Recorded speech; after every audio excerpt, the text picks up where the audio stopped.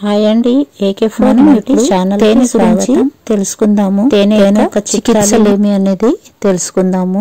100 గ్రాములు తేనె తీసుకుంటే 325 క్యాలరీస్ శక్తినిస్తుందండి.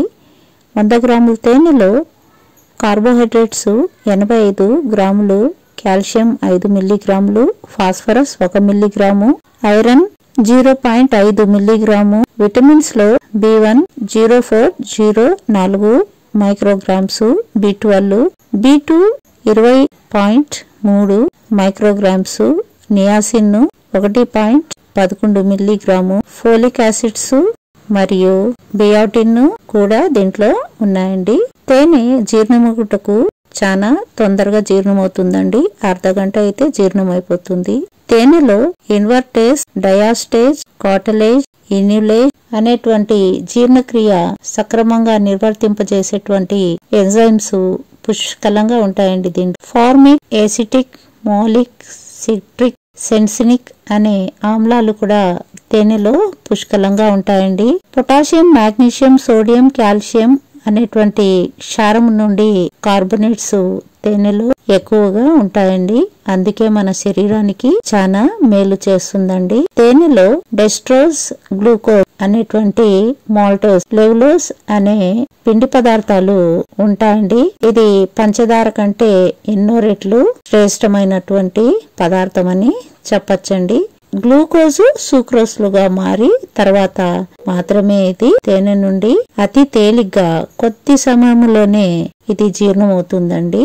తేనె జీర్ణాశయానికి ఏ విధంగానూ చాలా ఉపయోగపడుతుందండి. తేనెలో ముఖ్యమైనటువంటి ఔషధానిగా మనం గుర్తించాము. ఇక్కడ తేనె యొక్క ప్రధాన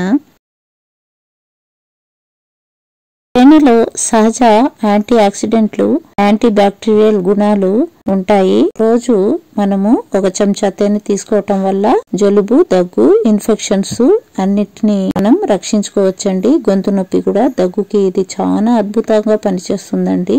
1 చెంచా తేనె, 1 చెంచా అల్లం రసం లేకపోతే నిమ్మరసం కూడా కలుపుకోవచ్చు.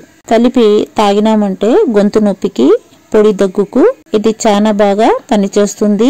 జీర్ణక్రియని కూడా బాగా మెరుగుపరుస్తుందండి.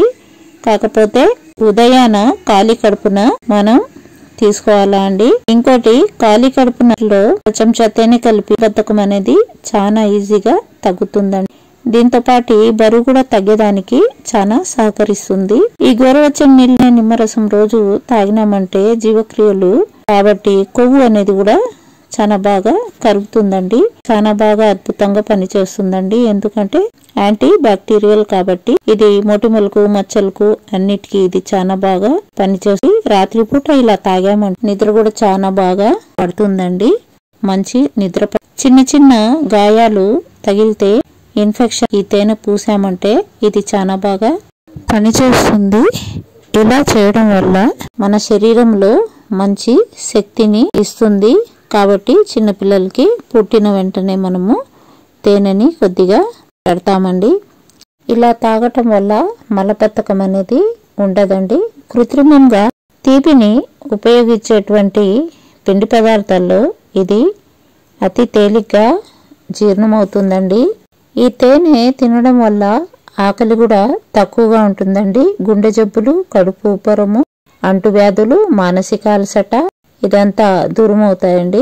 తేనె తీసుకోవటం వల్ల అనారోగ్యాలకు దూరంగా పెట్టేటువంటి ఔషధంగా ఈ తేనెని భావించవచ్చండి.